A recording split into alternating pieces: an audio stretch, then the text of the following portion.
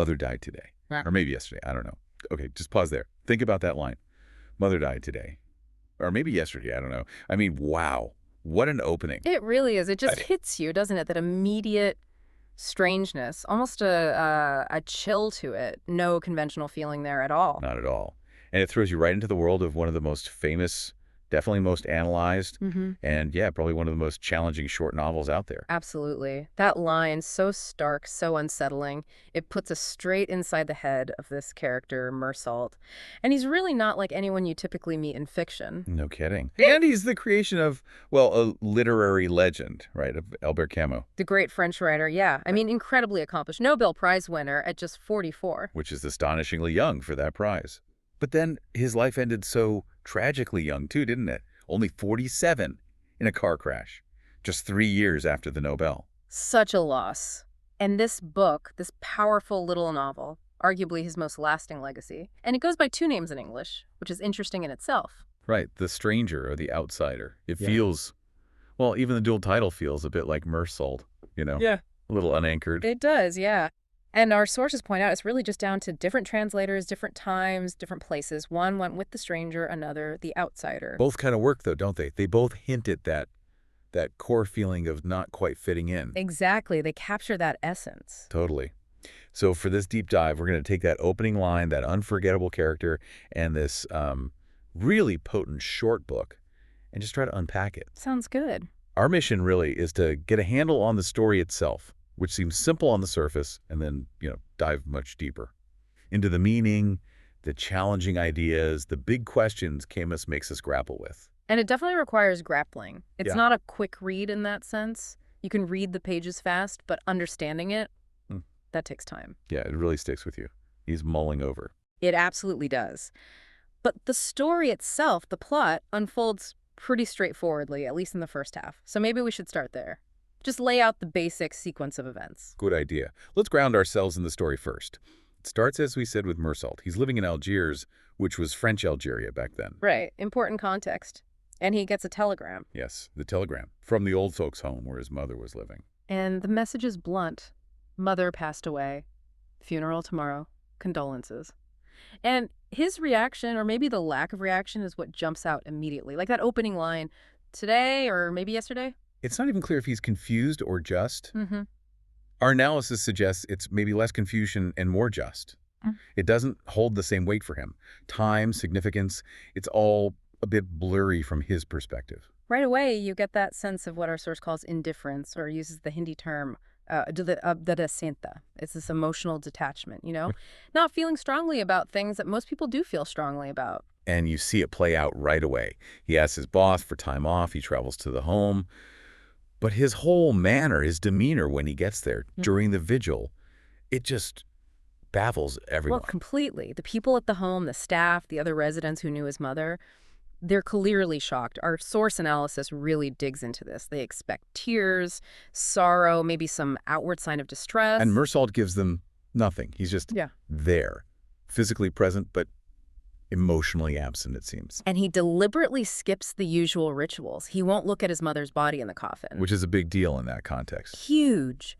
Then he sits up all night, like you're supposed to, but he's smoking cigarettes. He drinks coffee, asks for it with milk cafe au lait, not the strong black coffee usually served to mourners. And he seems totally unaware, or maybe just unconcerned, that everyone's watching him, judging him. You feel their surprise, their disapproval, coming off the page. It's such a stark contrast to his own, calm state. He's doing the actions of the ritual, being there, staying awake, but he's completely failing at the performance of grief, the show that society expects. Okay, so that definitely sets the tone. Yeah. And it doesn't stop there. The very next day, the day after the funeral, he's back in Algiers. And his actions, well, let's just say they keep breaking the mold. Absolutely. That same day, he bumps into Marie, an old colleague, someone he knew. Right. They go swimming, which is, purely physical, sensual, a complete opposite to the funeral vibe. Then they go see a comedy film. a Fernando movie, I think it was. A comedy the day after his mother's funeral. Exactly. And then they spend the night together, all within, 24 hours of the burial. It's this incredibly rapid shift from mourning, or the lack of it, to pleasure, to intimacy.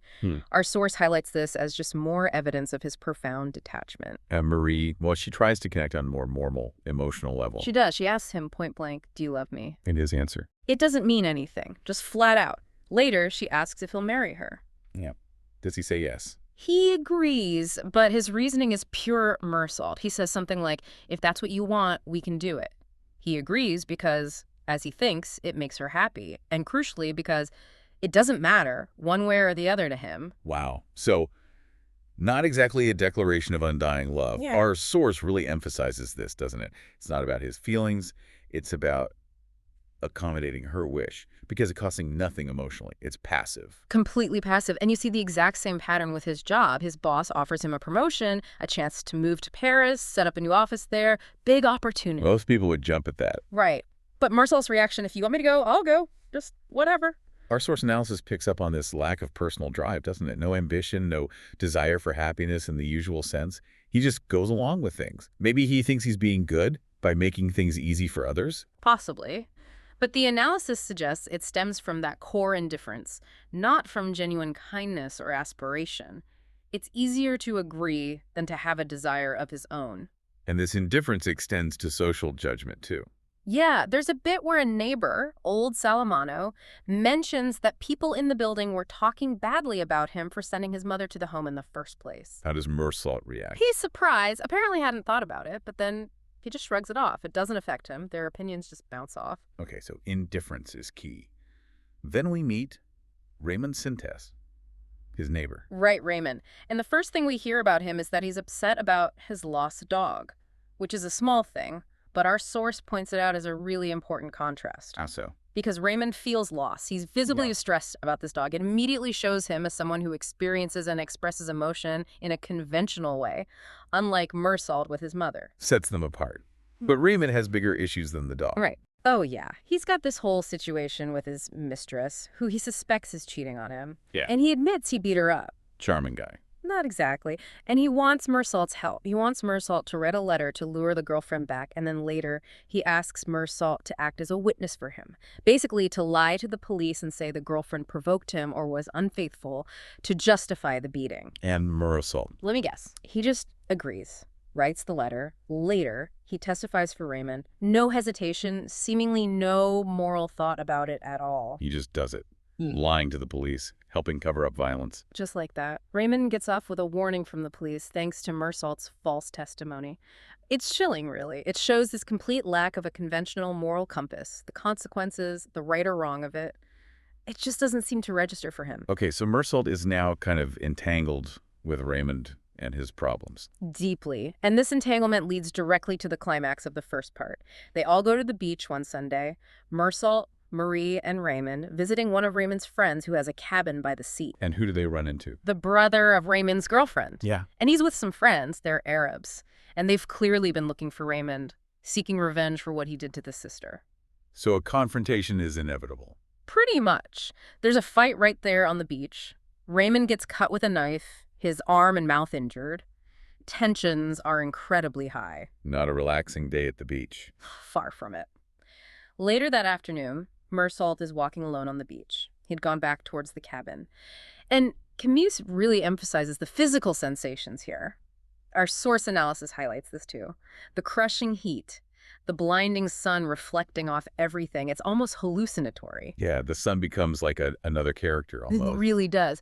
And then he sees him, one of the Arabs from the earlier, fight the brother of the girlfriend, standing near a spring in the shade of a rock. And the Arab has a knife. Yes. He sees Mersault. There's this tense moment. The Arab perhaps makes a slight movement. Maybe the sun glints off the knife. And Mersault, he has Raymond's gun. He'd taken it earlier, partly to stop Raymond from doing something rash. So he has the gun. The Arab has the knife. The sun is blinding. And Mersault shoots him. One shot. Kills him instantly. Yes. The man falls dead. But that's not the end of it, is it? This is the part that just floors you. No, it's not the end, because then Mersault pauses, takes a breath, walks closer to the body. The man is clearly dead, and he fires 4 more shots into the corpse.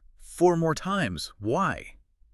It's inexplicable. Utterly inexplicable from a rational standpoint.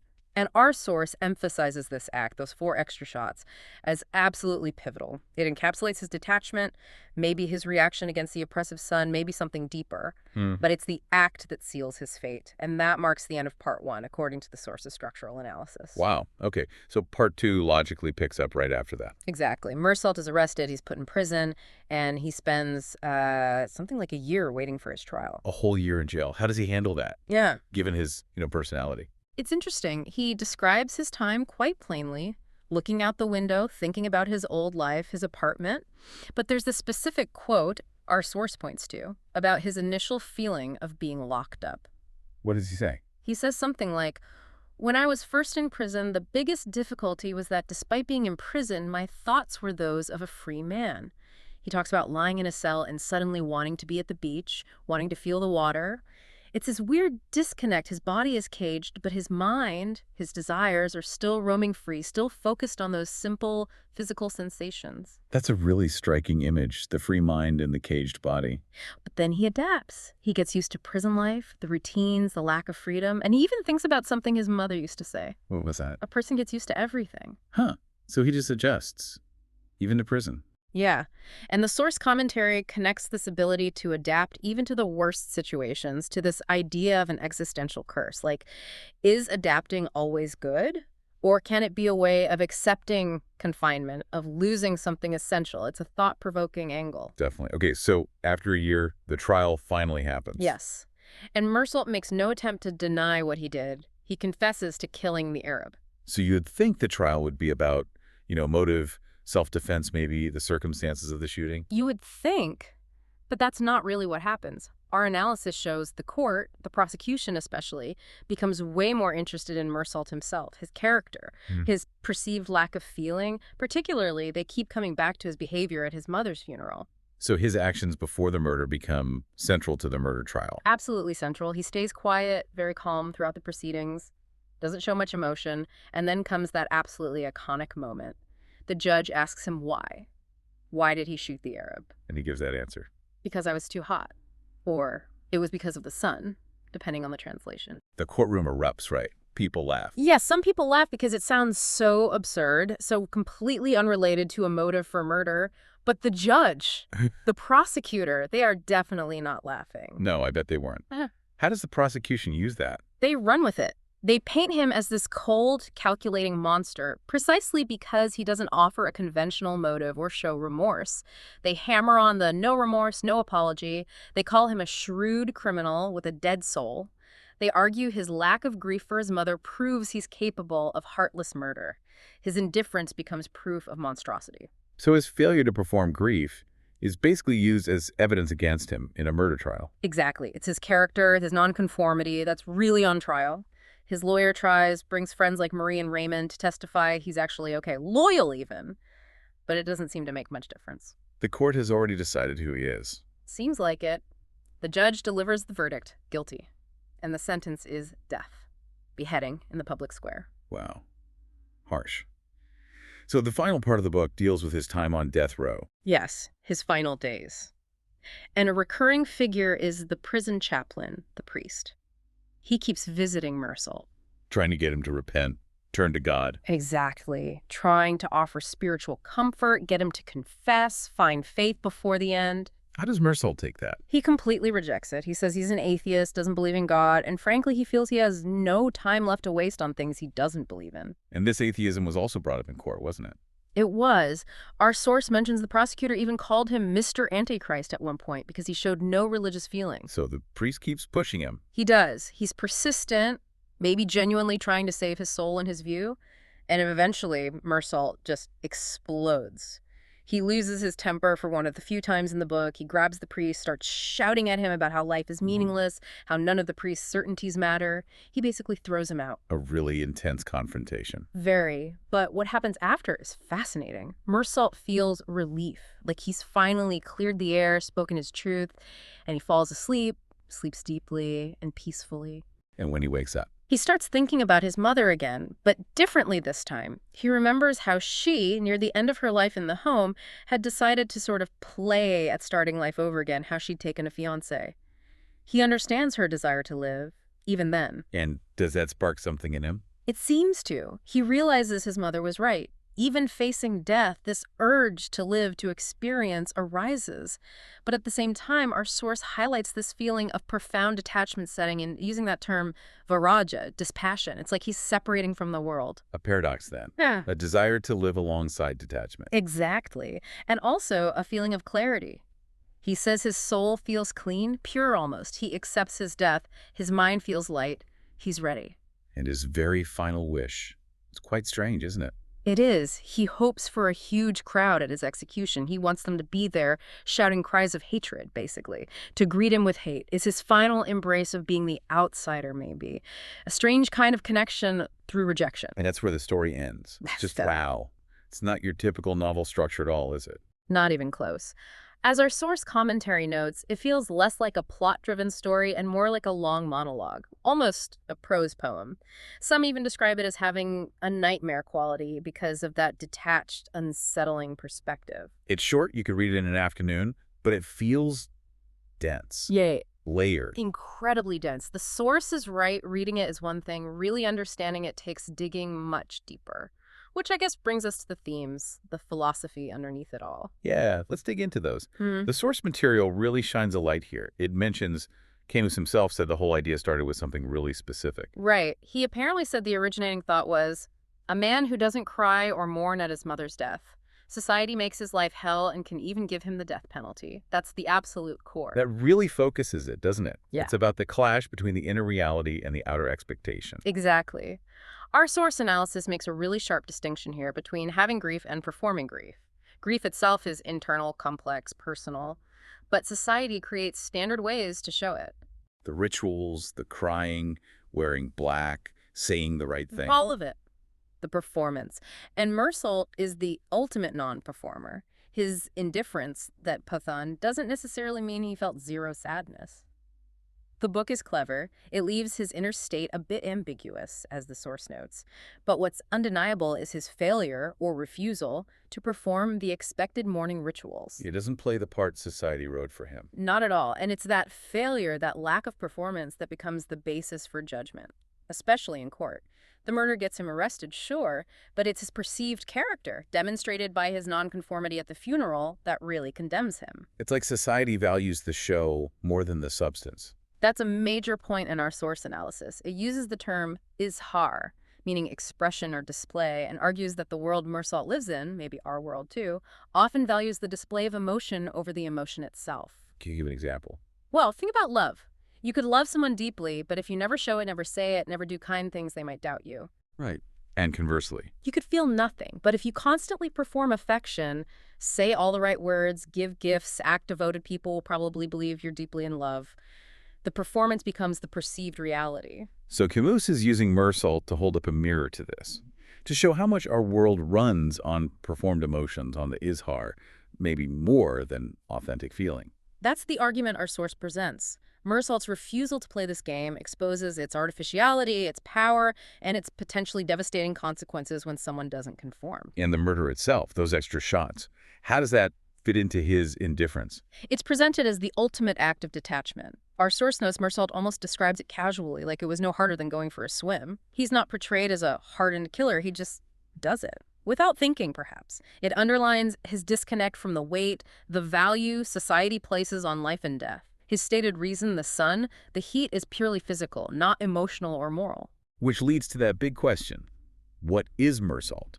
Is he a hero, a villain, something else? Because he's definitely not the typical hero we root for. Not even close. We're used to heroes with ideals, morals, fighting for justice. How do you sympathize with a guy who kills someone seemingly because the sun was in his eyes and doesn't mourn his own mother? So the source talks about the anti-hero concept. Exactly. Modern literature needed a way to explore darker aspects of humanity. The anti-hero isn't necessarily meant to be liked or admired. They're there to make you uncomfortable, to make you think, to question things. And our source identifies specific traits that makes Mersault fit that mold. Yes. 3 key things. First, the obvious one. Lack of conventional morality. He just doesn't operate by the rules society sets for grief, love, honesty, or the sanctity of life. His moral compass is alien. Okay, lack of morality, what's second? Emotional detachment. He lacks passion, ambition, a drive for justice or change. He doesn't seem to want anything deeply. He just exists, reacts passively. And third. No grand life purpose. He wasn't striving for anything big. Born, lived, worked a bit, had some physical relationships, killed someone, faced death. That's it. And our source argues that looking at his seemingly meaningless life forces us to ask about the meaning in our own lives. If we strip away the usual goals and performances, what's left? It's a confronting question. Definitely. And the source explains why authors create characters like this, to explore the messy, uncomfortable, dark corners of being human. You need a dark character, it says, to go into that dark room of the mind. You can't do it with a shiny, happy hero. Makes sense. Yeah. But the source also mentioned another term, not just anti-hero. Right. Some prefer the term existential hero. The idea here is that by living so authentically to his own nature, however strange, by refusing to conform, by implicitly accepting life's lack of inherent meaning while everyone else is scrambling to find or create it, Mersault actually becomes heroic in a different way. He challenges the whole system by just being. So, by embodying the potential meaninglessness, he becomes a kind of hero against the pressure to find meaning. That's the perspective. Yeah. He exposes the potential absurdity of everyone else's desperate search. So, anti-hero or existential hero. The labels differ, but the function is similar. He forces us to question everything. Which flows right into the core philosophy here. Absurdity. Yes, absurdity. In Camus's philosophy, it's not just silly or ridiculous. It's a specific philosophical concept. It describes the fundamental conflict, the mismatch between two things. What are they? On one hand, you have our deep-seated human need, our drive, to find meaning, purpose, order, and significance in life and the universe. We want things to make sense, to have a point. Exactly. But on the other hand, you have the universe itself, which is silent, indifferent, vast. It offers no inherent meaning, no preordained purpose, no cosmic validation for our struggles or our existence. It just is. So the absurd is the clash between our need for meaning and the universe's silence. Precisely. It's that gap, that tension between our passionate search and the cold, indifferent reality we find ourselves in.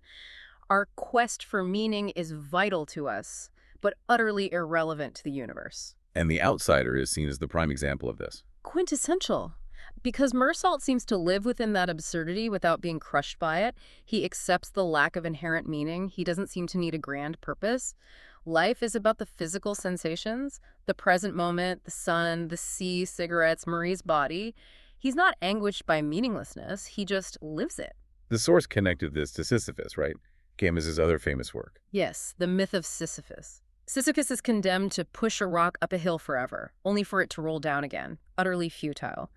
But Camus imagines Sisyphus finding a kind of freedom, even happiness, in consciously accepting his absurd fate and embracing the struggle itself. So, like Sisyphus finding meaning in the struggle, Mersault finds peace in accepting his fate.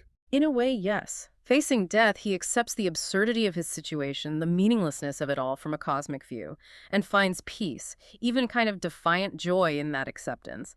Wanting the crowd to hate him at the end, it's an embrace of his absurd condition. So the message isn't total despair. It's that even if the universe is meaningless, you can still find personal meaning or happiness. That's the takeaway our source points to. Cosmic meaning might be absent, but subjective, personal happiness or contentment within your own life, within the absurd struggle, is possible and perhaps is the only kind that truly matters. Okay, which connects to another huge theme, death.